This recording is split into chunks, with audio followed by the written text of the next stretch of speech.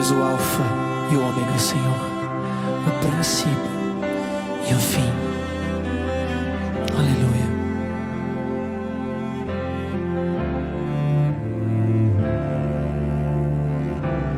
Tu que estás assentado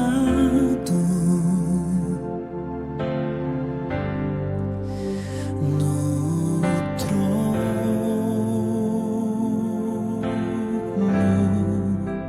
sempre reinando, soberano.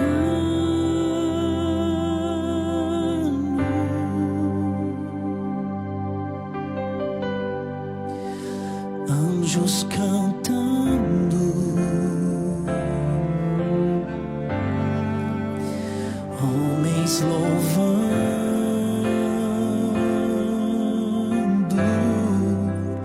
Deus reunido com seu povo.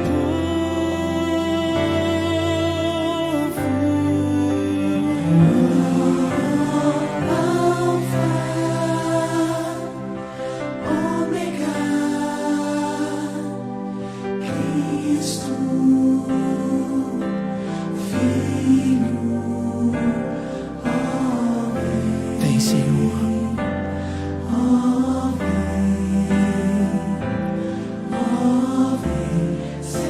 Senhor Jesus, Maranata, Cristo, Filho, Mestre, ó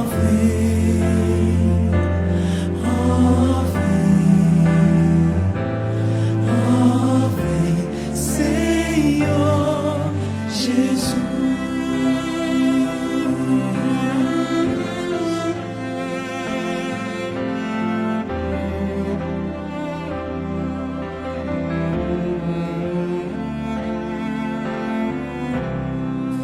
Ansioso espero a sua volta,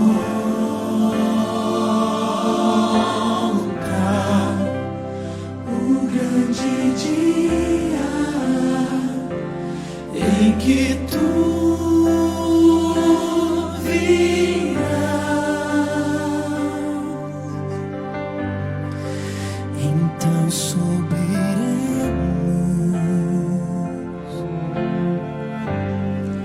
contigo estaremos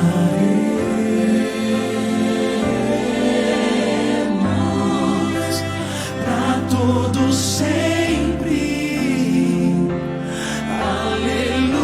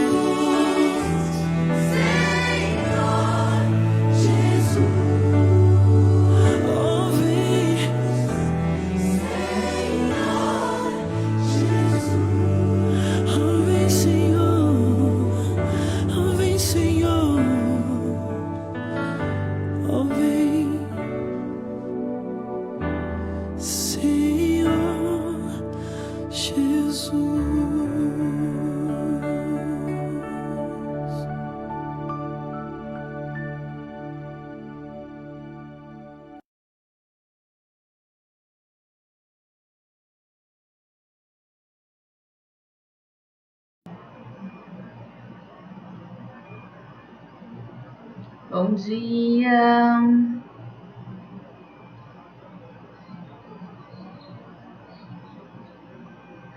Vocês estão me ouvindo bem?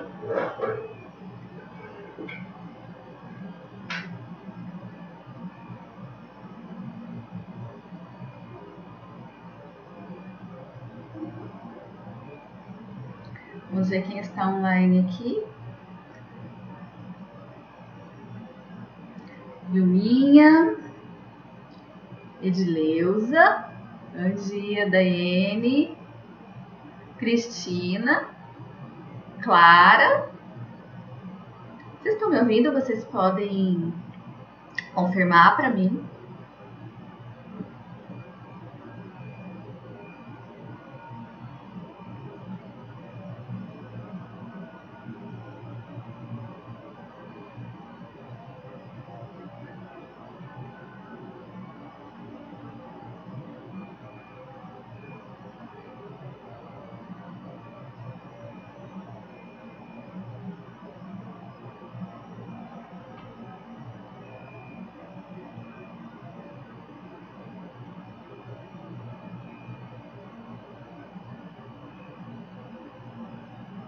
Estou aqui, estou recebendo que nós estamos sendo ouvidos. É muito bom.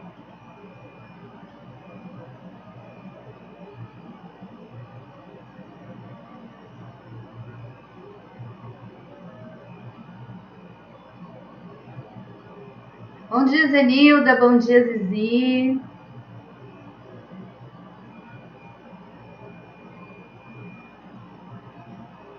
Bom dia, irmã Leila. Hoje estamos todos aqui, né? Isso é bênção.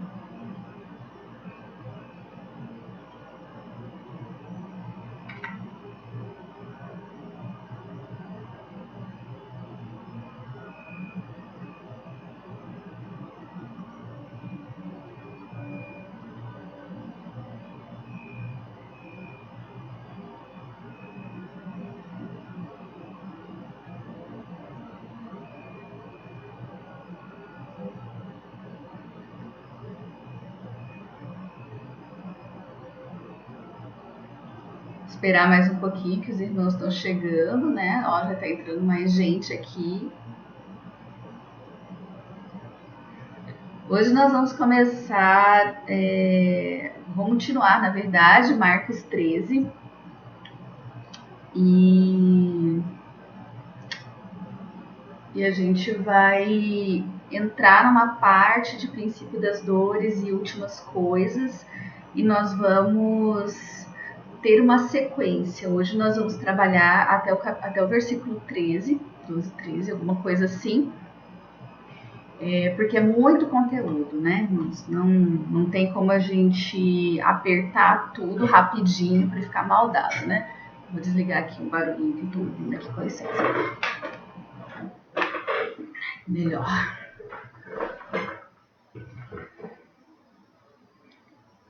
Lana, oi! Você tá aí acompanhando, né? Tô aqui, ó, vendo aqui no celular. Bom dia para você.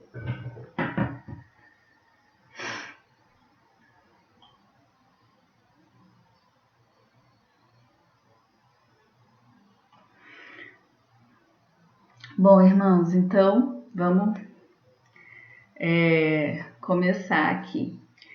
Eu acho que é um momento muito interessante, muito propício para a gente trabalhar Marcos 13, porque é um momento que o mundo está muito turbulento, né?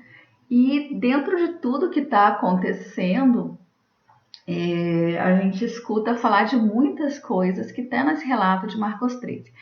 Esse sermão profético de Jesus, ele está registrado também em Lucas e também em Mateus. Mateus 24 é o texto mais famoso desse sermão, por ter mais elementos às vezes. Então, geralmente, quando se estuda o sermão profético de Jesus, você vai encontrar na internet ou em qualquer outro lugar, sempre Mateus capítulo 24, né?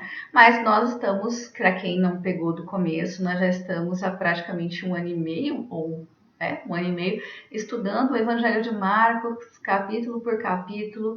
Às vezes a gente demora mais tempo em um capítulo, a gente está destrinchando o Evangelho do Senhor, dá para a gente ter uma compreensão ampla. E a gente já está no capítulo 13, então nós já estamos na reta final do Evangelho de Marcos. Ao final, a gente já vai ter cumprido o nosso propósito, acho que está pertinho da gente terminar.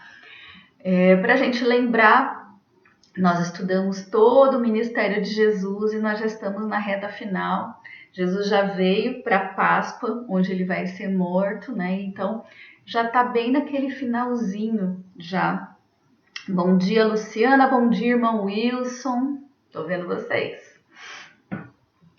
E então já é o que ele vai dizer as últimas coisas, né? Então, na aula passada nós vimos o templo, né? A questão da predição de Jesus a respeito da destruição do templo. Nós destrinchamos isso, nós olhamos relatos históricos para entender o que aconteceu. E agora a gente vai para um outro momento, né? Que é a questão de que os discípulos vão perguntar quando que essas coisas iriam acontecer. Domingo passado nós lemos apenas 2 versos. Hoje os irmãos tenham paciência que nós vamos ler o capítulo todo. Mas a gente vai trabalhar só até o versículo 13, mas decidi fazer a leitura toda para que a gente possa ter uma visão global do assunto tratado, tá bom? Bom, então nós já sabemos que nós vamos tratar de temas atuais, né? Como terremotos, epidemias, fomes, falsos mestres, falsos profetas, guerras. E tudo isso vem num momento interessante, né? Eu, pelo menos, eu tô recebendo várias coisas pela internet, o pessoal já fica grilado, né? Já teve uma epidemia agora que nós estamos vivendo, aí já vem gafanhoto, aí já vem um monte de coisa. E existem muitas confusões a respeito das escrituras e do cumprimento das coisas, muita gente desesperada, muitos falsos profetas marcando data da vinda do Senhor e muita gente sendo enganada por essas pessoas. Então, vamos entrar aqui na leitura bíblica. A gente vai ler aqui de novamente Marcos 13, do versículo 1 em diante, tá bom? Ao sair Jesus do templo, disse-lhe um dos seus discípulos: Mestre, que pedras, que construções! Mas Jesus lhes disse: Vês essas grandes construções? Não ficará pedra sobre pedra que não seja derribado. No Monte das Oliveiras, defronte ao templo, achava-se Jesus assentado quando Pedro, Tiago, João e André lhe perguntaram em particular: Dize-nos quando sucederão essas coisas e que sinal haverá quando todas elas estiverem para se cumprir. Então Jesus passou a dizer-lhes: Vede que ninguém vos engane. Muitos virão em meu nome dizendo: Sou eu, e enganarão a muitos. Quando, porém, ouvirdes falar de guerras, rumores de guerras, não vos assusteis. É necessário assim acontecer, mas ainda não é o fim. Porque se levantará nação contra nação, reino contra reino. Haverá terremotos em vários lugares e também fomes. Estas coisas são o princípio das dores. Estai vós de sobreaviso, porque vos entregarão aos tribunais e às sinagogas, sereis açoitados e vos farão comparecer à presença dos governadores e reis, por minha causa, para lhes servir de testemunho. Mas é necessário que primeiro o evangelho seja pregado a todas as nações. Quando, pois, vos levarem e vos entregarem, não vos preocupeis com o que haveis de dizer, mas o que vos for concedido naquela hora, falai. Porque não sois vós os que falais, mas o Espírito Santo. Um irmão entregará à morte outro irmão, e o pai ao filho, e filhos haverá que se levantarão contra seus progenitores e os matarão. Sereis odiados de todos por causa do meu nome. Aquele, porém, que perseverar até o fim, será salvo. Quando, pois, virdes o abominável da desolação situado onde não deve estar, quem lhe entenda, então os que tiverem na Judeia fujam para os montes, quem tiver em cima do eirado, não desça, nem entre para tirar da casa coisa alguma, e o que tiver no campo não volte para trás para buscar a sua capa. Ai das que estiverem grávidas e das que amamentarem naqueles dias. Orai para que isso não suceda no inverno, porque aqueles dias serão de tamanha tribulação, como nunca houve desde o princípio do mundo, que Deus criou, até agora, e nunca, jamais haverá. Não tivesse o Senhor abreviado aqueles dias, ninguém se salvaria, mas, por causa dos eleitos que ele escolheu, abreviou tais dias. Então, se alguém vos disser, eis aqui o Cristo, ou ei-lo ali, não acrediteis, pois surgirão falsos cristos, falsos profetas, operando sinais e prodígios para enganar, se possível, os próprios eleitos. Estais vós de sobreaviso, tudo vos tenho predito. Mas naqueles dias após a referida tribulação, o sol se escurecerá, a lua não dará a sua claridade, e as estrelas cairão do firmamento, e os poderes dos céus serão abalados. Então verão o Filho do Homem vir nas nuvens com grande poder e glória, e ele enviará os anjos e reunirá os seus escolhidos dos quatro ventos, da extremidade da terra até a extremidade do céu. Aprendei, pois, a parábola da figueira. Quando seus ramos se renovam e as folhas brotam, sabeis que está próximo o verão. Assim também vós, quando virdes acontecer essas coisas, sabei que está próximo, às portas. Em verdade vos digo que não passará essa geração sem que tudo isto aconteça. Passará o céu e a terra, porém as minhas palavras não passarão. Mas a respeito daquele dia ou da hora, ninguém sabe, nem os anjos no céu, nem o Filho, senão o Pai. Estai de sobreaviso, vigiai e orai, porque não sabeis quando será o tempo. É como um homem que, ausentando-se do país, deixa sua casa, dá autoridade a seus servos, a cada um a sua obrigação, e ao porteiro ordena que vigie. Vigiai, pois, porque não sabeis quando virá o dono da casa, se à tarde, se à meia-noite, se ao cantar do galo, se pela manhã, para que, vindo ele inesperadamente, não vos ache dormindo. O que, porém, vos digo a todos, vigiai. Amém. Deixa eu ver se tem alguma coisa aqui, se está tudo bem. Acho que estamos todos bem. Então lá, irmãos, vamos lá. No versículo 3, vamos voltar esse pedacinho. Nós temos no Monte das Oliveiras, de frente para o templo, Jesus assentado, e chegam 4 discípulos. No Evangelho de Mateus e no Evangelho de Lucas, eles não descrevem quem são esses discípulos, mas Marcos traz essa informação. Até porque provavelmente Pedro foi a fonte de Marcos, né, para poder escrever esse evangelho. Então, ele vai ter acesso a alguns detalhes que talvez só Pedro, Tiago e João tivessem, né? Aqui eu trouxe para vocês, deixa eu ver se está indo bem, tá? Um mapinha, mas eu trouxe outros mapas para a gente ver melhor. Essa linha vermelha aqui é o caminho de Betânia, onde Jesus estava hospedado. E ele fazia esse caminho aqui, ó, perto, aqui é o Monte das Oliveiras.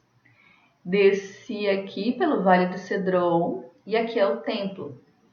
Então, esse aqui é o caminho que Jesus fazia bastante. Uma coisa interessante, aqui ó, é os dos templos atuais. Aqui vocês lembram que a gente viu na na aula passada, que esse negocinho, essa mesquita aqui, com esse telhadinho dourado aqui, o Domo da Rocha, que é uma mesquita islâmica, que foi construída no lugar do templo que tinha antes. E essa aqui é uma vista do Monte das Oliveiras. Do Monte das Oliveiras você vê o templo, vê aqui no caso agora a mesquita, mas na época de Jesus as pessoas do Monte das Oliveiras costumavam enxergar o templo. E à frente do templo, né? O templo ele ficava virado a leste, então ele ficava de frente para o Monte das Oliveiras. Então Jesus tinha uma vista ali privilegiada do templo. Então olha só a topografia aqui. Vamos aqui no nosso ladinho direito. Então nós temos aqui o Monte das Oliveiras, o Vale de Cedron e o Monte Moriá, que hoje está a mesquita, mas que antes era o templo, né, que foi construído lá primeiro por Salomão, depois derrubado, depois o segundo templo que foi construído ali na época de Esdras e Neemias, e depois futuramente ele foi reformado por Herodes. Aqui é mais uma foto da vista do Monte das Oliveiras, né? Então você vê que a visão é privilegiada do templo e de Jerusalém. E aqui a gente tem um mapinha 3D, bem legal também, que vai mostrar aqui, né? Aqui em cima onde estão esses verdinhos aqui, vai ter aqui o Monte das Oliveiras. E também aqui vai ser o Getsemane. O Jardim do Getsemane era no Monte das Oliveiras, provavelmente um pouquinho mais embaixo. E aqui que Jesus é traído por Judas, né? E é levado depois aqui, ó, para Jerusalém. E depois ele vai para a crucificação, que é mais aqui, mais ou menos desse ladinho aqui no final. Não sei se vocês estão enxergando o mouse. Essa pontezinha aqui, supõe-se que ela existia, mas não se sabe se ela existia. Aqui no Vale do Cedron passava um riachinho que enchia apenas na época da chuva. Na época da Páscoa, por exemplo, ele estava cheio. Aqui. E é engraçado que se você for pesquisar sobre o Vale do Cedron, você vai achar histórias muito interessantes, né? Então, quando o rei Asa e outros reis iam tirar do templo, a mando do Senhor, os ídolos que foram colocados lá, como imagem de Asherá, imagem de Baal, coisas assim, era nesse riachinho que eles jogavam tudo, né? Então esse riachinho aqui tinha restos de animais do sacrifício de templo, e os ídolos foram jogados aqui diversas vezes. E Davi também fez esse caminho aqui, quando ele foi traído por Absalão e um amigo próximo, né? E é uma figura também para Cristo sendo traído futuramente. Ele sai aqui de Jerusalém, ele atravessa esse vale de Cedron, que é o Vale das Sombras, né? Um vale escuro, talvez o Vale da Sombra da Morte, quem sabe, né? E ele atravessa fugindo aqui de Absalão, né? E não querendo guerra. E ele atravessa aqui e vai para o Monte das Oliveiras. Angustiado e traído, ele vai para o Monte das Oliveiras, passando aqui pelo Vale de Cedron. Hoje em dia não tem mais esse riozinho, esse riacho não existe mais, porque com o tempo vai tendo entulho, vai tendo alguma coisa, já que não era um rio perene, ele só ficava em algumas épocas do ano. Hoje em dia existe o Vale de Cedron, mas não tem mais esse riachinho aqui. Aqui legal também é que aqui no Monte das Oliveiras é onde estão enterrados vários profetas, então aqui tem muitos túmulos, né? Então, tipo, Jesus não tinha medo de cemitério, porque aqui tinha muitos túmulos, e até hoje estão os túmulos, né? Muitas pessoas importantes e relevantes na Bíblia estão enterradas aqui no Monte das Oliveiras. E existe pessoas que acreditam até que a volta de Cristo vai ser aqui no Monte das Oliveiras, mas são suposições. E então, assim, é um lugar muito interessante da gente estudar. Então, voltando ao nosso texto, nós temos que Jesus está ali observando o templo. Acho que nessa fotinha dá para ver essa imagem, né? Essa figura. Dá para ver aqui Jesus observando o templo. E Pedro, Tiago e João chegam em particular e perguntam quando acontecerão aquelas coisas, né? E que sinais haverá que elas estão se cumprindo. Porque para eles foi muito forte a questão de Jesus ter dito que o templo seria derrubado e que não sobraria pedra sobre pedra. Vamos pensar que para eles aquele templo, né, da primeira aliança é a representação da presença de Deus e da casa de Deus. Então eles ainda não entendiam o novo templo, o novo santuário, a nova casa de Deus. Eles não estavam entendendo ainda essas coisas. Na verdade, eles não entendiam muita coisa, né? Jesus falou várias vezes que ele seria morto. Quando ele efetivamente foi morto, eles ficaram loucos, né? Eles não estavam entendendo diversas coisas. Muitas coisas eles foram entender só depois, com a explicação de Jesus, depois que ele ressuscita e passa uns dias lá com eles, e eles vão entender, e muitas outras coisas a partir do Pentecoste, do derramar do Espírito Santo. Eu gostaria de ir também para Mateus 24 no texto correlato, porque são 3 coisas que eles perguntam, talvez querendo perguntar uma só, achando que era tudo no mesmo momento, mas eles fazem 3 perguntas e Jesus vai responder cada uma dessas 3 perguntas. Então é interessante a gente entender. Vamos lá. No Monte das Oliveiras achava-se Jesus assentado quando se aproximaram deles os discípulos em particular e lhe pediram: diz-lhes, quando sucederão essas coisas? Uma pergunta. E que sinal haverá da tua vinda? E da consumação dos séculos. Então, assim, por mais que eles acreditassem que fosse tudo acontecer junto, eles acabaram fazendo 3 perguntas e a gente tem que entender que Jesus ele vai responder separadamente cada uma dessas perguntas. Então lá, diz-nos quando sucederão essas coisas e que sinal haverá da tua vinda e da consumação do século. Então, fiquem na mente que os discípulos, querendo ou não fazer 3 perguntas, eles fizeram 3 perguntas e Jesus vai responder isso, porque são 3 coisas distintas que ele vai responder.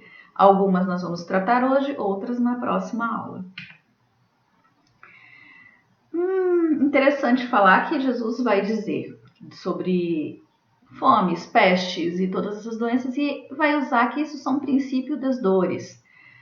Mas o que muita gente às vezes não se atenta é que essas dores que estão relatadas aqui eu peguei um print do aplicativo dos números Strongs, que tem as palavras na língua original, que significa, essas dores aqui, elas são detalhadas como dores de nascimento, dores de parto.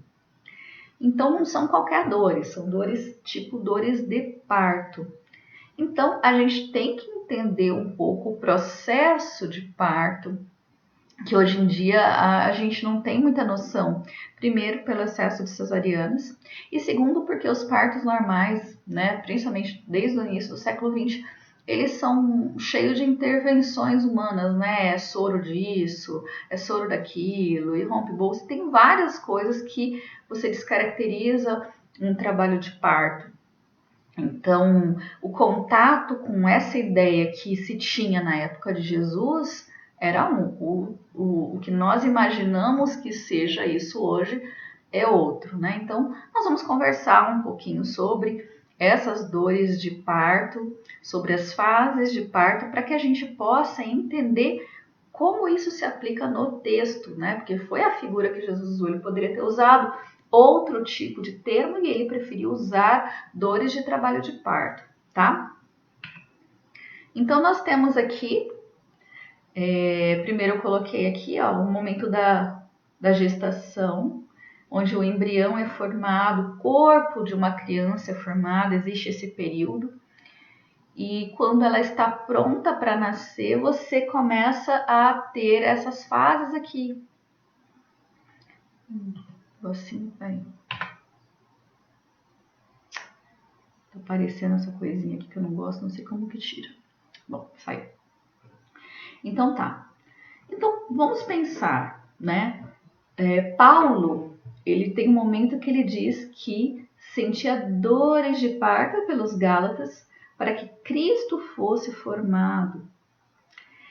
E quando Jesus morre, ressuscita e o Espírito Santo é derramado em Atos 2, o que nós vamos ver? O Evangelho sendo espalhado por o mundo e o corpo de Cristo sendo formado.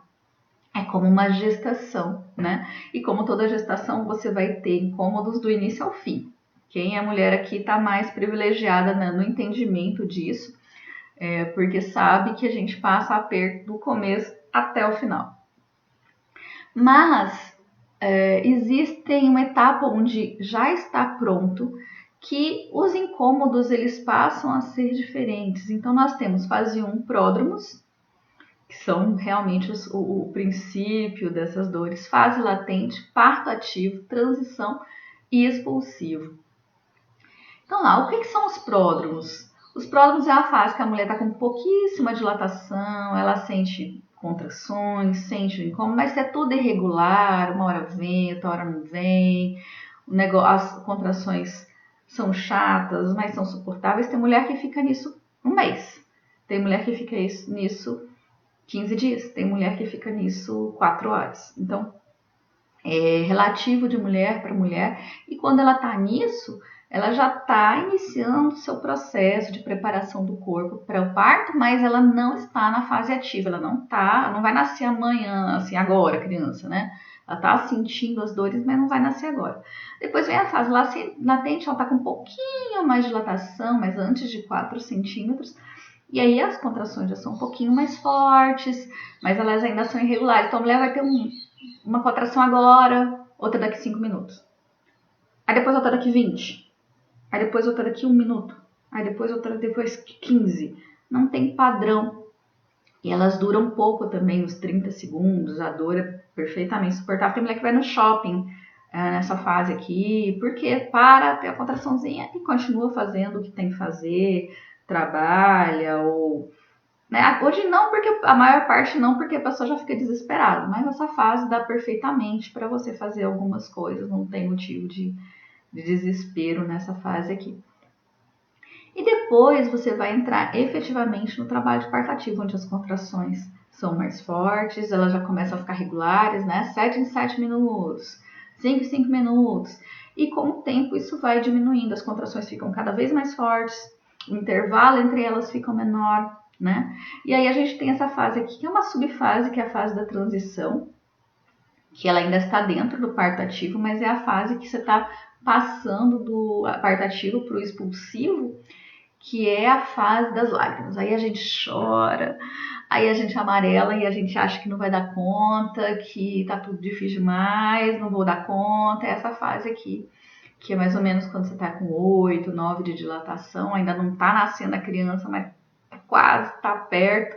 E o expulsivo é a fase que efetivamente a criança nasce, que a mulher faz as forças, né, para nascer. Então, vamos ter em mente essa questão de um processo, início de trabalho de partos, como sendo um processo que fica cada vez mais forte, cada vez mais intenso, até que você vai chegar nessa parte da transição que dói muito, que você acha que não vai dar conta, e depois, finalmente, o expulsivo. Então, aqui. Não sei se os irmãos já ouviram falar das 70 semanas de Daniel. Eu sei que tem uma profecia lá sobre 70 semanas sobre o povo de Deus. Então, a gente vai ter aqui, ele inicia com a ordem para reconstruir o templo, né? Porque assim, o primeiro templo tinha sido destruído, o povo foi cativo na Babilônia, todas aquelas coisas. Quando eles voltam e as coisas se estabilizam, há uma ordem para que o templo fosse reconstruído, esse segundo templo. Então, essa semana ela é dividida aqui, 7 semanas, e depois vem mais 62 semanas. E Thaís Suenas leu domingo passado, Daniel 9, 26, que fala que depois de 62 semanas o Messias seria tirado, que representa a morte de Jesus, né? Então, a gente está bem aqui, ó, perto de Jesus morrer. Então nós já estamos aqui na semana 69, no texto que nós estamos lendo. Só que acontece uma coisa muito interessante, A semana 70, a última semana, ela não acontece logo após a morte de Jesus. Tipo, se Jesus morresse, ressuscitasse, já acabasse com os ímpios, já estabelecesse justiça eterna, já fizesse um monte de coisa, ela teria se cumprido, mas essa semana, inexplicavelmente, é o mistério de Deus que ainda há de ser revelado a nós, porque o Apocalipse fala que o mistério de Deus vai ser revelado. Então a gente tem esse período aqui, ó, da interrogação, que é um período que é incerto, né? Então esse período aqui é o período que nós estamos vivendo, onde o evangelho tem sido pregado a toda criatura, o corpo de Cristo tem sido formado. E nesta última semana aqui é a semana da maioria dos eventos apocalípticos. Então, onde vai ter anticristo? Aqui na última semana. Né? Onde que vai ter grande tribulação? Aqui na última semana. Onde vai ter a volta de Cristo? No final da última semana. Onde vai ter ressurreição dos mortos? No último dia da última semana. Então, muita coisa vai acontecer aqui. E nesse momento que nós estamos conversando aqui sobre o princípio das dores, então é um momento próximo aqui à primeira semana, e ele não é ainda a primeira semana. Né? Quando mais para frente Jesus vai dizer, quando virdes o abominável da desolação, o abominável da desolação, ele está fazendo referência a Daniel e está fazendo referência ao anticristo. Então, quando virdes o abominável da desolação, aí já vai estar dentro desta última semana aqui. Né? Então, o princípio das dores, fomes, guerras, nação contra nação, a gente ainda está nessa fase. Interessante também é que quando que começou esse princípio das dores? No dia seguinte aqui da ascensão de Jesus ao céu? Será? Ou foi um pouco depois? Né? Porque a Cristo ainda tinha que ser pregado às nações, o corpo de Cristo ainda está formado, então como é que você entra em trabalho de parto enquanto a criança ainda está em formação? Eu fico pensando um pouco nessas questões aqui, tá? Um dia, quem sabe, nós vamos ter a oportunidade de trabalhar direitinho as 70 semanas, porque assim, irmão, se você jogar 70 semanas na internet e imagens, você vai encontrar gráfico de tudo quanto é tipo, a maioria, pelos estudos que eu tenho feito, não concordo. Então, assim, a gente precisaria de um tempo para a gente poder estudar 70 semanas, olhando todos os profetas, né, irmãos? Porque, assim, tem coisa que a gente assusta, né? Teve gafanhoto no sul. Será que Jesus já está voltando? Será que já é o Apocalipse? Mas tem certas profecias, irmãos, que elas têm que acontecer uma coisa para depois acontecer outra. Então, se tem uma profecia aqui que não se cumpriu, não dá para pular para a próxima e achar que a próxima está se cumprindo.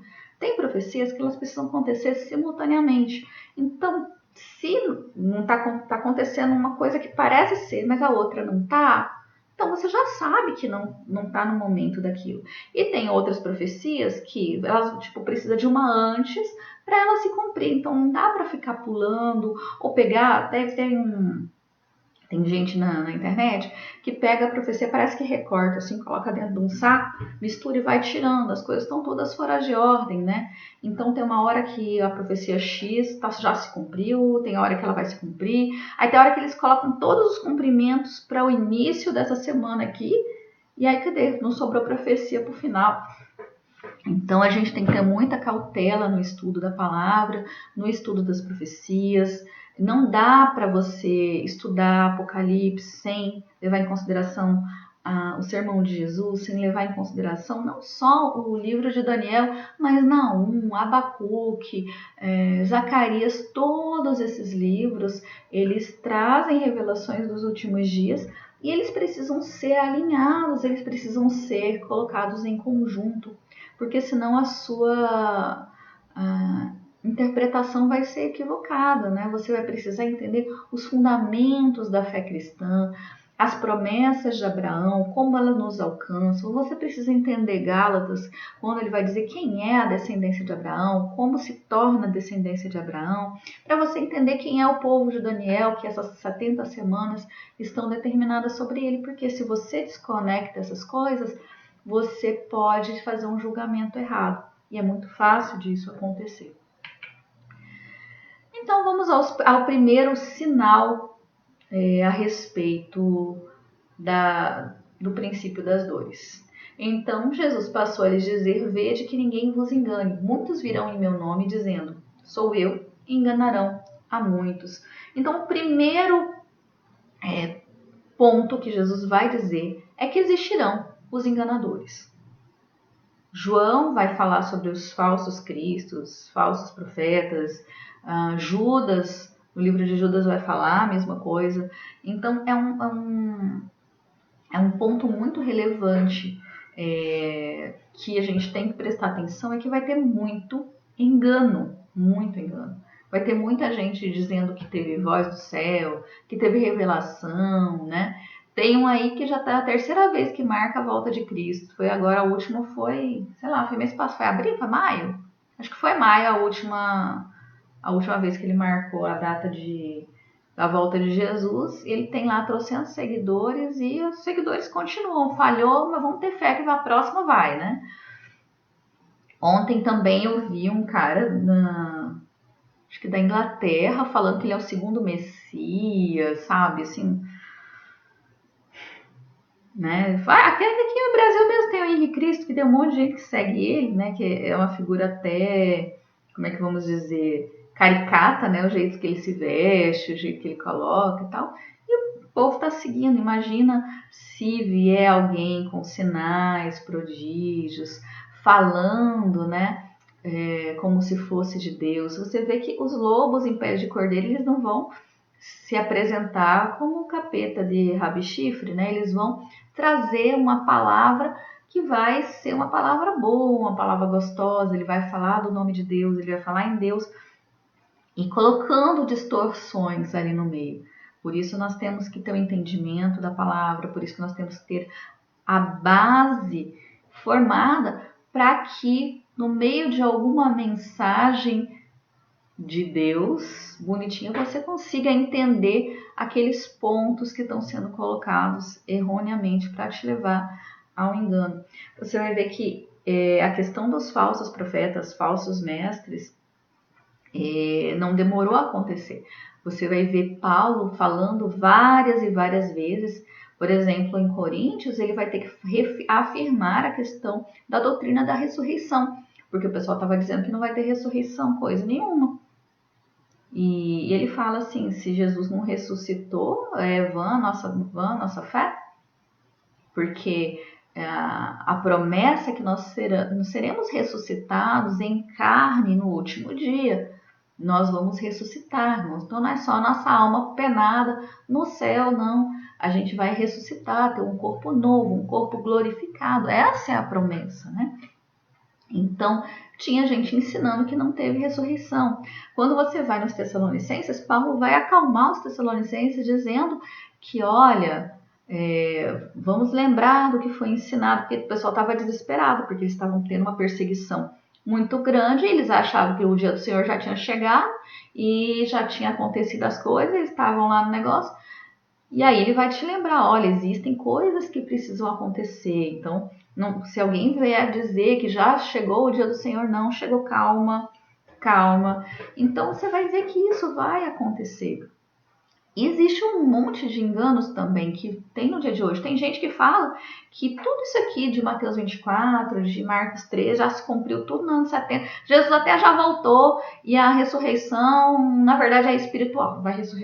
Não vai ser ressurreição em carne, coisa nenhuma. E tudo já cumpriu, já aconteceu. E aí você fica pensando, né? A última semana de Daniel, ela termina com várias promessas, né? O estabelecimento de justiça eterna, fim de pecados, né? E nós ainda estamos tendo pecado no mundo. Nós, apesar de sermos nova criatura e estarmos em Cristo, nós ainda cometemos pecados, nós ainda temos os nossos erros, nossas dificuldades. Então, tem vários pontos que não se cumpriram. Então, como que fechou a última semana, como tudo aconteceu lá no ano 70 e acabou, mas as promessas do final dessa semana não chegaram, né? Então, precisamos ter sabedoria para não incorrermos nesses enganos, né? Tem gente que fala que Jesus já voltou, que o anticristo já aconteceu, que foi Nero, e tipo, nós estamos aqui fazendo o quê, né? Se tudo já foi, tudo já se cumpriu, você fica assim, tá, e agora, né? Por que o mundo está arrumando para esse caminho tão complicado, esse caminho tão difícil, se tudo já se cumpriu? Não faz, eu particularmente não vejo lógica e sentido nesse preterismo aí. Segundo ponto, quando, porém, ouvirdes falar em guerras, rumores de guerra, não vos assusteis. É necessário assim acontecer, mas ainda não é o fim, porque se levantará nação contra nação, reino contra reino, haverá terremotos em vários lugares, fomes, e estes são os princípios das dores. Eu acho que eu coloquei... Sim, coloquei. Então aqui, né? Coloca a fotinha minha aqui em plena transição, amarelando, achando que não ia dar conta aqui. Parei, coloquei. E vamos segurar aqui uma palavra desse versículo 7 aqui que eu frisei em verde, que é não vos assusteis. Eu fiquei meditando essa semana a respeito de não vos assusteis.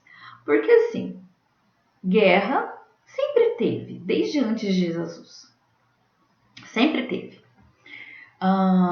Fome sempre teve também. Terremotos sempre teve também.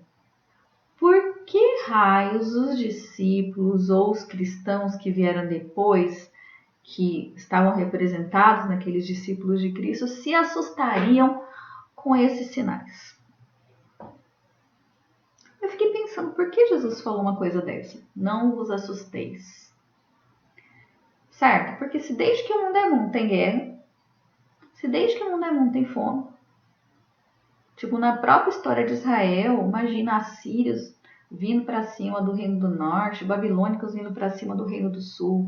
Teve depois guerra de Macabeus, que foi terrível. Por que eles se assustariam por ver coisas que já estavam acontecendo? Eu fiquei tentando refletir a respeito disso. Epidemias, fomes, guerras sempre teve. Então, o que eu penso a respeito disso? Como um trabalho de parto ele é progressivo e fica cada vez mais intenso, então eu entendo que todos esses movimentos que já existiam, quando se aproxima aqui, cada vez mais se aproxima do início dessa última semana, aqui, eles vão se tornar mais frequentes e cada vez mais intensos. Então você vai vendo, por exemplo, que sempre existiram guerras, mas as guerras do século XX mataram muito mais. Primeira Guerra Mundial, Segunda Guerra Mundial, você vê as ditaduras comunistas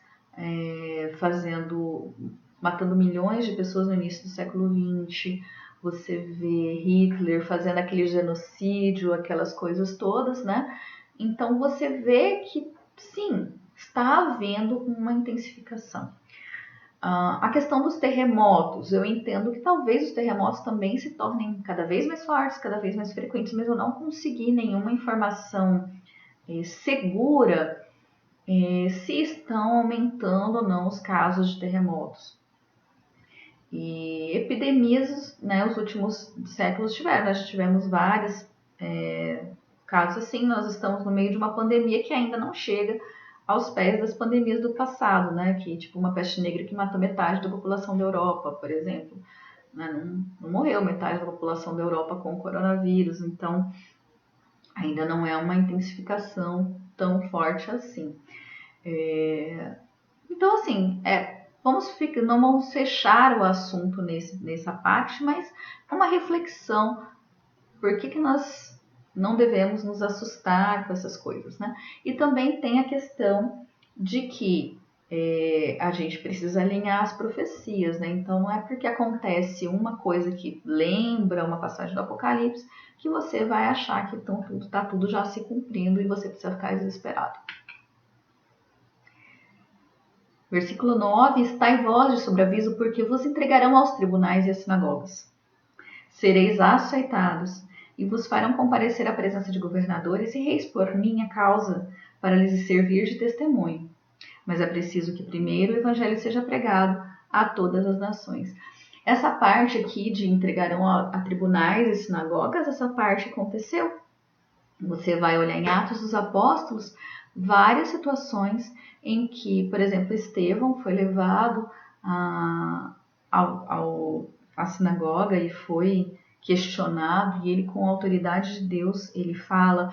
Pedro também, Paulo também, vários outros discípulos, apóstolos do Senhor e outras pessoas foram levados a esse tribunal por causa do testemunho do Senhor, né? E hoje em dia também isso acontece, né, irmãos? Aqui no Brasil nós estamos num lugar maravilhoso, que por mais que a gente tenha algumas tribulações, ninguém morre, né, porque confessou a Cristo aqui, né? Mas em outros países, por exemplo, na Coreia do Norte, você não pode. Nos países muçulmanos, as pessoas são presas unicamente por confessar Jesus, né? Então, não é algo que ficou preso lá no tempo dos apóstolos, né? E agora a gente está na mamata, porque tem muitos irmãos nossos sendo mortos. A África, tudo está muito difícil. Se você acompanha o Ministério Portas Abertas, você vai ficar sabendo das coisas que estão acontecendo no mundo com os nossos irmãos e como Deus tem operado na vida deles, como eles têm sido persistentes diante de todas essas perseguições. Quando, pois, vos levarem e vos entregarem, não vos preocupeis com o que haveis de dizer, mas o que vos for concedido naquela hora, isso falai, porque não sois vós que falais, mas o Espírito Santo.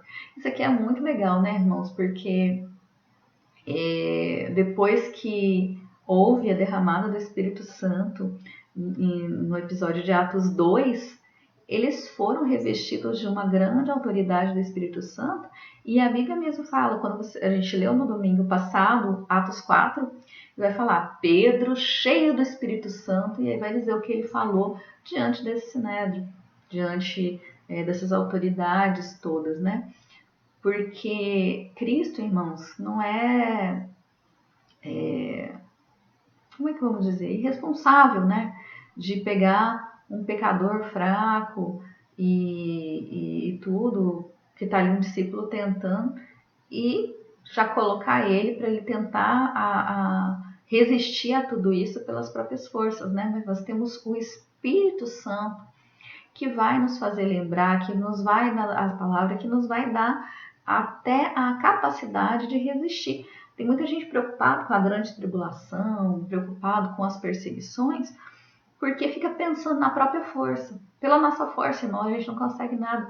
As coisas que nós conseguimos na perseverança é pelo Espírito Santo. Continuando a nossa leitura, um irmão entregará ao outro irmão, e o pai ao filho, e os filhos haverá que se levantarão contra os progenitores e os matarão. Sereis odiados de todos por causa do meu nome, e aquele que perseverar ao fim será salvo.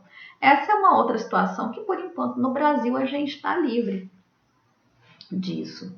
Mas em outros países, por exemplo, num país muçulmano, num país islâmico, se um membro da família se converter, os próprios membros ali, o pai, os irmãos, eles vão entregar o outro para morrer, porque é assim que acontece. Então, são coisas que já têm acontecido e provavelmente elas vão se intensificar. Então, tem muito essa questão do nível de traição ser tão elevado, né, que vai alcançar até o conflito nas famílias. E olha o motivo, não é uma briga qualquer, não é uma briga por causa de política, uma briga por causa de tudo. Sereis odiados de todos por causa do meu nome.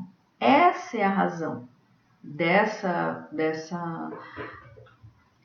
brigas, dessas coisas. É o nome do Senhor. Quem confessar o nome de Jesus como Messias, como Filho de Deus, como divino, como o único Salvador, esses serão odiados por causa dele.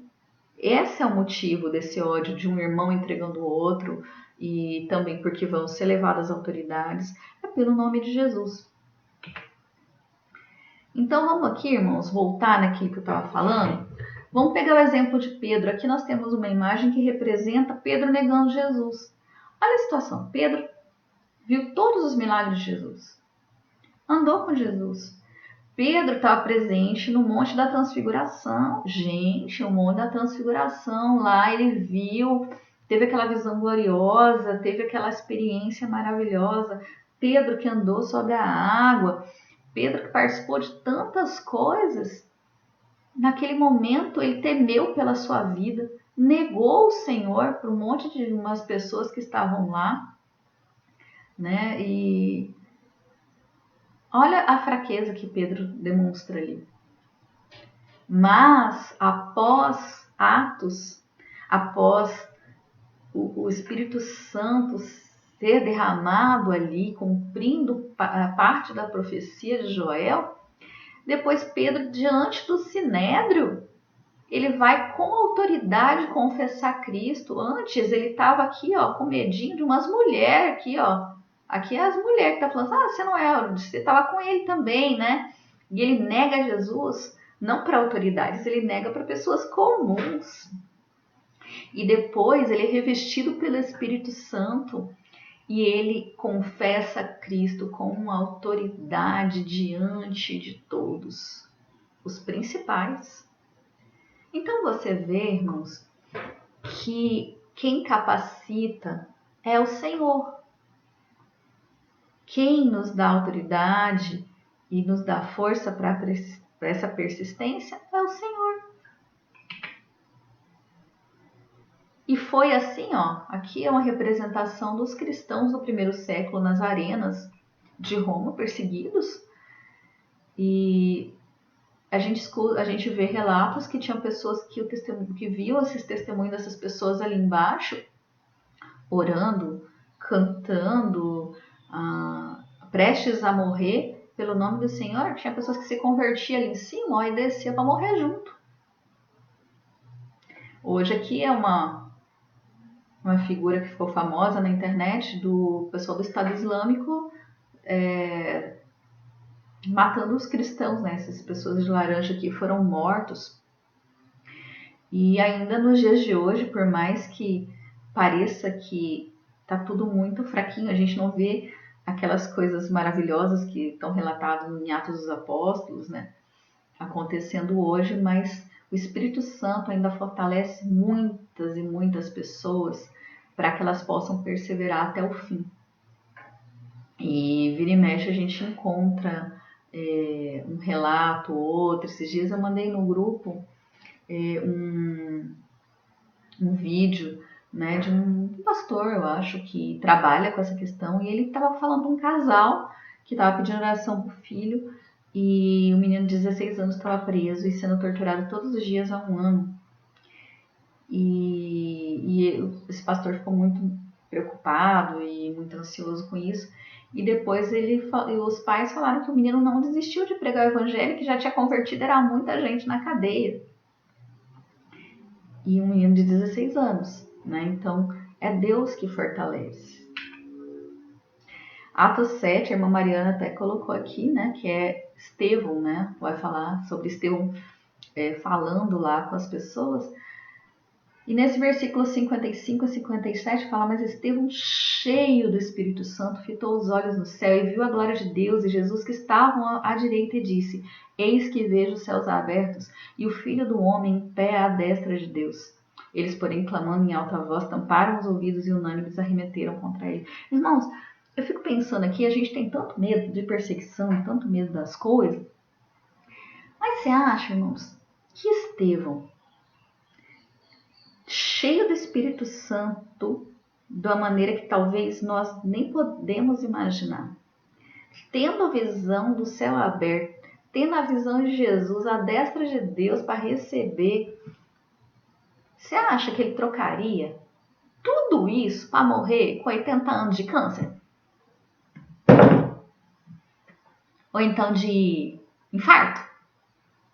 Você acha que ele trocaria essa morte gloriosa, cheio do Espírito Santo, para ter uma vida medíocre, um final medíocre? Você acha que se ele pudesse voltar no tempo, Estevão, aqui você pode, né, ter essa aqui, experiência aqui, mas só você quer trocar? Você vive até os 80 anos, 90 anos. Você acha que ele trocaria?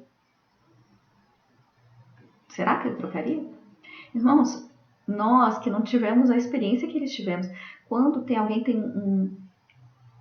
é batizado no Espírito Santo, quando a gente vê relatos de pessoas que têm experiências maravilhosas, que talvez não cheguem aos pés do que Estevão viveu, e já é glorioso, já é maravilhoso.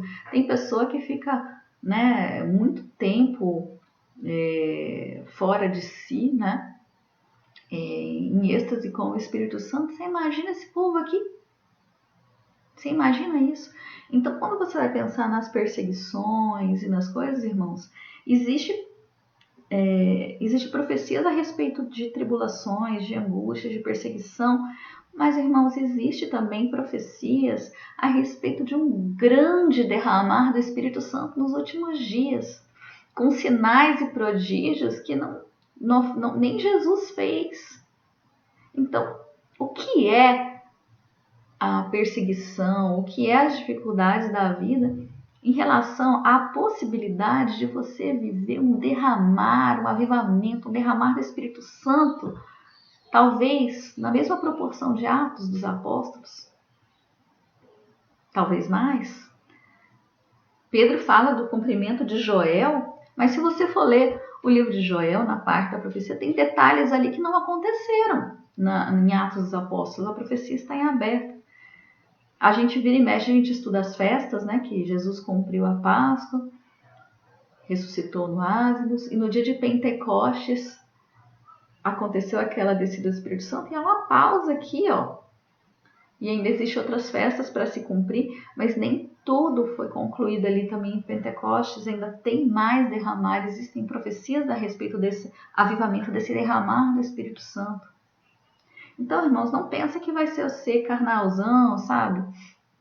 E fraco na fé, que vai passar por isso. Se você está em Cristo, você vai ser revestido. Se você precisar passar por qualquer situação, você vai ser, e estiver em Cristo, você vai ser revestido pelo Espírito Santo de uma forma gloriosa. Olha aqui, Atos 5, olha que interessante. Chamando os apóstolos, açoitaram quem? O povo lá do Sinédrio, essas coisas, tinha a questão eles tipo davam o ultimato, davam uns 50 menos 1, né? 49 açoites. E então aqui, ó, açoitaram-nos ordenando que não falassem em nome do Senhor e os soltaram. E eles se retiraram do Sinédrio, se regozijando por terem sido considerados dignos de sofrer afrontas por esse nome.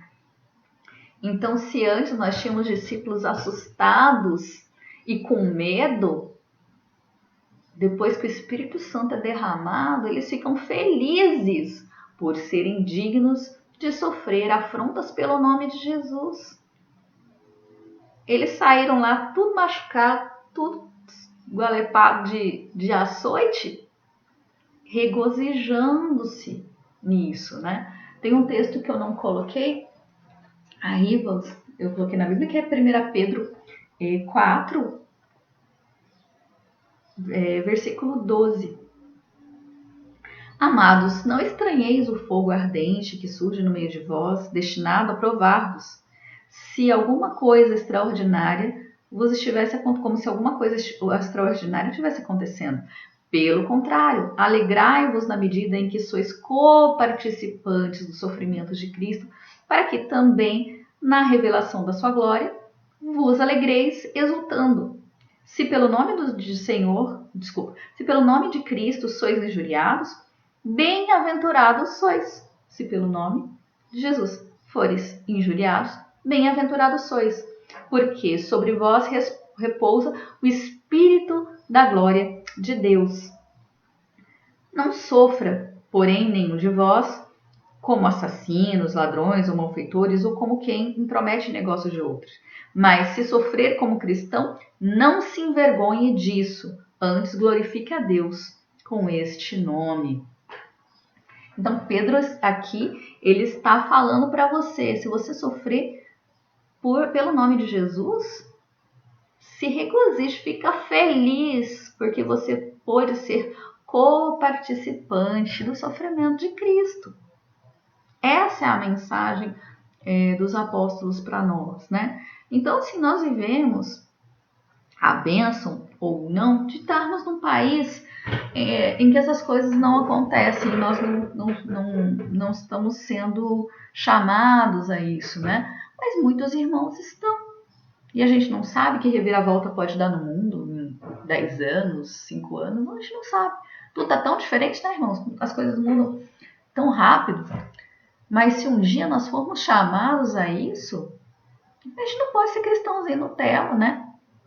A gente tem que ver o exemplo de tudo e confiar que o Senhor vai nos capacitar para todas essas coisas que podem acontecer. Para guerras, para fome, para alguma perseguição. Irmãos, é fácil acontecer. Lembra a greve dos caminhoneiros? 9 dias de greve dos caminhoneiros, estava faltando coisa no supermercado. Imagina se tiver uma guerra que atrapalha, imagina se tiver terremoto, imagina a gente pode passar por certas coisas, certas aflições nesse princípio das dores. E a gente vai se desesperar? E se acontecer, o pessoal fala de tempestade magnética do sol e não sei o quê. E se acontecer de queimar tudo os eletrodomésticos e nós ficarmos, sei lá, uns 3 meses sem energia elétrica? Aí a bomba de água não vai mandar água para tua casa e se acontecer, irmãos, nós vamos blasfemar contra Deus, nós vamos ficar injuriados, nós vamos ficar tristes. A gente tem que trabalhar uma resiliência, uma força e buscar no Senhor essa força. A gente não pode se esmorecer por tudo que estiver acontecendo. Porque Jesus já avisou que vai ter. Então, se tiver uma peste pior do que o coronavírus, tá avisado. Se tiver guerra, tá avisado. Se tiver fome, tá avisado. Se tiver problema econômico, tá avisado. A sua fé não pode ficar dependendo de situações que são fáceis e tranquilas, né? Porque essas coisas podem acontecer, né? E aí, ó, Romanos 8, 35, 37. Quem nos separará do amor de Cristo? Será a tribulação, ou a angústia, a perseguição, a fome, a nudez, o perigo, a espada? Como está escrito, por amor de ti somos entregues à morte. O dia todo fomos considerados como ovelhas para o matadouro. Em todas essas coisas, porém, somos mais que vencedores por aquele que nos amou. Irmãos, quem que é o vencedor? É quem não passa pela angústia? É quem não passa pela tribulação, pela perseguição, pela fome? Você vai dizer que Estevão não foi mais do que vencedor? Estevão é muito mais do que vencedor, porque ele chegou ao último limite de tentação e provação e ele não negou a Cristo. Ele sofreu por amor a Cristo. Então, quando Estevão morre apedrejado, cheio do Espírito Santo, vendo a glória do Senhor, ele é mais do que vencedor. Tem muita gente que separa isso aqui e quer falar que mais do que vencedor é quem não passa por aflição, por nada, não passa por problema. Mas o mais do que vencedor é quem passa por tudo isso e continua amando o Senhor e continua fiel ao Senhor. Esse é o mais do que vencedor. Esse é o mais que vencedor. Então, quem está passando pelo coronavírus sem blasfemar contra o Espírito Santo, sem blasfemar contra Deus, é mais do que vencedor. Aqueles irmãos do Oriente Médio que estão sofrendo, que estão sendo torturados, que estão passando por aquela situação e estão lá firmes no Senhor, eles são mais do que vencedores. Então, se um dia acontecer conosco, apesar da gente estar no Brasil, né? Então, Em todas essas coisas somos mais do que vencedor por nossas contas? Não, por meio daquele que nos amou. É pelo meio de Jesus, pelo seu Espírito Santo, que nós somos capacitados a passar por essas coisas. E aí vamos lá, uma aplicaçãozinha rápida aqui. Como que eu me sinto ao pensar na proximidade da volta de Jesus? Será que eu fico desesperado? Será que eu fico pensando assim, não, eu quero primeiro fazer tal coisa, eu quero ver meus netos se formando na faculdade, eu quero ver meu bisneto nascer, meu tataraneto nascer, será que essas coisas, será que eu fico nervoso? Será que eu fico querendo que Jesus não volte? Será que eu tenho medo? Será que eu fico angustiado? O que você sente quando você pensa na volta de Jesus? Tem gente que tem tanto medo, irmão, que não nem lê Apocalipse, nem quer estudar as últimas coisas, apesar de que a Bíblia fala que é bem-aventurado quem estuda o Apocalipse, mas a pessoa não quer não, porque tem medo. Aí vai ler sobre bestas, sobre chifres, sobre essas coisas, fica com medo, não quer que continue tudo como está, né? Você tem anseio pela volta de Jesus? Você quer que Jesus volte? Você quer que essa terra seja restaurada?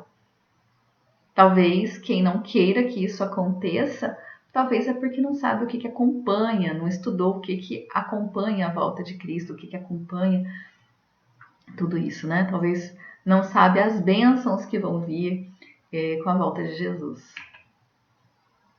Será que eu estou muito apegado a meu modo de vida?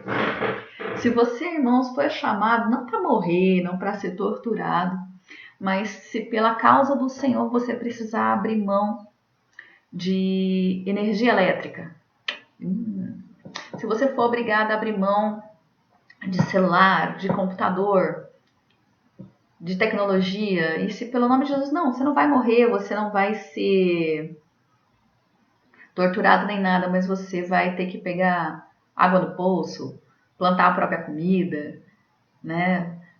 Socar palha, arroz no pilão e fazer as coisas da moda antiga, né? Matar galinha. Se por causa de Jesus você for chamado a abrir mão do seu modo de vida,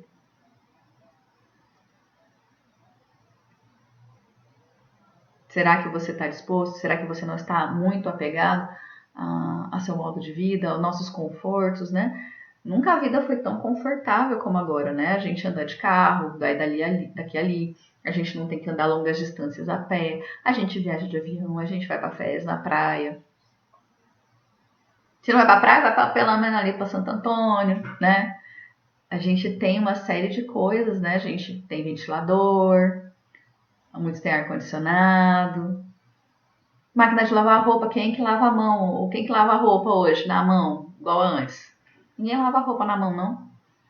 Se lava uma blusa fina ou outra, mas não vai lavar cobertor, coxa pesada na mão, não vai fazer mais isso. Bolo, tem a batedeira, bate no liquidificador, o trigo já vem pronto, as coisas já estão tudo no supermercado. Né? Hoje em dia nem bolo o povo quer fazer, né? O trigo já tá tudo prontinho no negócio, já vem tudo certinho, né? Nem bolo o povo tá com coragem de fazer. Compra bolo do caseiro pronto. Tá fazendo maior sucesso. Será que abrir mão desse modo de vida não seria algo difícil para você? Será que você está disposto a abrir mão desse modo de vida se isso for exigido de você? Não estou dizendo que vai. Mas e se for exigido de você abrir mão de todo esse conforto pelo nome de Jesus, né? A gente tem que pensar onde que nós estamos nos apegando, né? Tem gente que está muito apegada à própria subsistência, à própria vida, tem pessoa que não quer sentir dor e tem pessoa que não quer abrir mão do conforto, do modo de vida, né?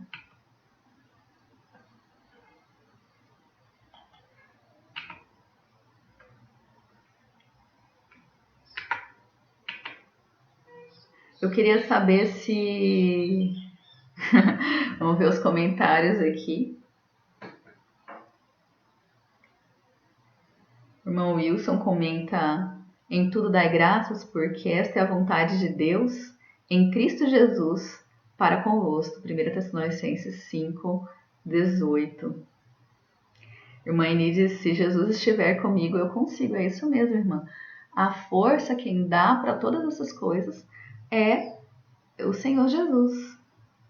E a Mariana, ó, falou aqui de uma ironiazinha, né? A vida antiga é mole, pôs a mãozinha aqui na boca. Eu queria saber se vocês têm alguma dúvida a respeito deste princípio das dores. A gente vai continuar este texto por mais vezes, né? Assim, nós vamos terminar esse texto, talvez em algumas aulas, talvez na próxima a gente ainda não consiga terminar. Mas eu queria saber se vocês entenderam a questão do princípio das dores, da questão da intensificação desses sinais, né? E principalmente sobre os enganos que podem vir, né? Vou aguardar aqui um pouquinho para os irmãos falarem aqui pra gente se tem alguma dúvida, se tem alguma pergunta, né? Esses tipo de textos são textos que acabam nos trazendo muitas dúvidas, né? Mas quem sabe também no futuro a gente possa estudar mais a fundo os profetas, o livro de Daniel, o livro do Apocalipse, né? Porque é muito rico, são muitas coisas, né? Não, isso aqui, né, irmãos, não é estudo para um ano, né? 2, 3, com muita intensidade, talvez. Porque é muita coisa que tem que ser vista, né? E hoje em dia as coisas vêm muito prontas de livro e tal, mas a gente tem que se apegar nas escrituras, checar na Bíblia, ver certinho, né? Não é porque sempre foi ensinado uma coisa de um jeito aqui no Brasil, né? Porque tem coisa que é ensinada aqui no Brasil que para fora não é ensinado desse jeito. Que aquela coisa é daquele jeito. Então a gente tem que ir checando ponto a ponto, né? Então aqui tô esperando os irmãos aqui. Ó, irmão Manuel de Jesus acabou de entrar no Amém. Chegou no Amém, Manel. Chegou no Amém. Vai ter que depois voltar e assistir.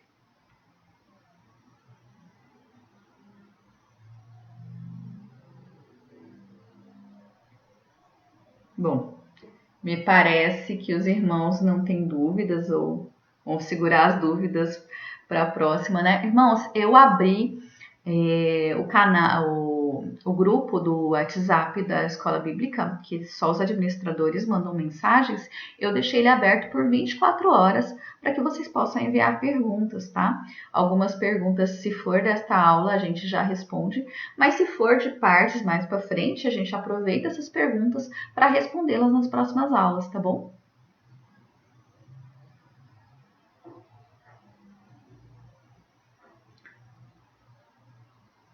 Mãe Leila disse que foi muito esclarecedor. Minha sogra tá me assistindo hoje, tá me prestigiando. Um beijo, Marli. Saudade de você, volta logo aqui para Cuiabá. Nós estamos com saudades.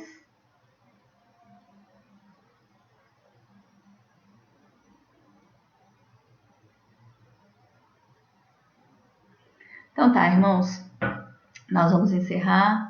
Nós vamos fazer uma oração ao Senhor, né? Para que o Senhor nos esclareça, que o Senhor nos fortaleça, que o Senhor nos dê entendimento de todas as coisas, né? Senhor Deus, Pai de amor e de misericórdia, nesse momento, ó Pai, que nós estamos em comunhão, estudando a Tua palavra, Deus, nós te pedimos, Senhor, que as Tuas palavras entrem em nossos corações, nos dando tranquilidade, nos dando sabedoria, nos dando entendimento. Senhor, que Teu Espírito Santo, ó Pai, possa renovar os nossos corações e nos capacitar a todas as coisas. Que o Senhor possa abrir o nosso entendimento, revelar a nós coisas grandes e ocultas que nós não sabemos. Que o Senhor possa estar comigo, estou levando essas palavras a Deus, e as próximas aulas que o Senhor possa direcionar esses estudos, que o Senhor possa falar grandemente ao meu coração e ao coração do teu povo e de quem for alcançado posteriormente com a gravação desta aula, ó Pai, que o Senhor possa nos edificar e nos fortalecer no entendimento da Tua palavra. Em nome de Jesus Cristo eu te peço. Amém.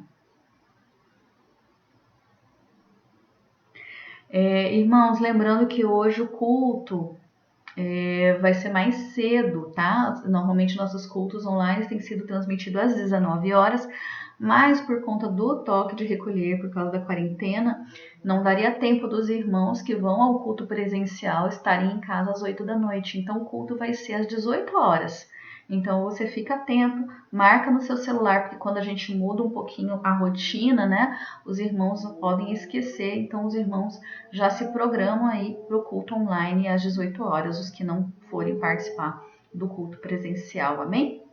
Então, até o próximo domingo, já façam a leitura de Marcos 13, já levanta as suas dúvidas, eu vou deixar aberto por 24 horas o grupo. Vocês podem colocar suas dúvidas lá. Qualquer outra dúvida que vocês tiverem, vocês podem mandar, né? Os irmãos da igreja, não quem estiver vendo depois o vídeo, né? Mas os irmãos da igreja podem mandar no meu WhatsApp, porque as perguntas de vocês, elas vão enriquecer a nossa aula, né? Então, de repente, o irmão tem uma dúvida e eu não pensei em respondê-la na próxima aula, porque eu não me antenei com aquela dúvida específica e de repente vai ser a dúvida de outros irmãos. Então, os irmãos que tiverem dúvidas a respeito dessas passagens vão mandando para mim, porque aí a gente pode enriquecer a aula e não deixar ninguém com dúvida a respeito das coisas, tá bom? Então, um abraço para vocês. Eu vou aqui interromper a transição. Tenham todos um bom domingo.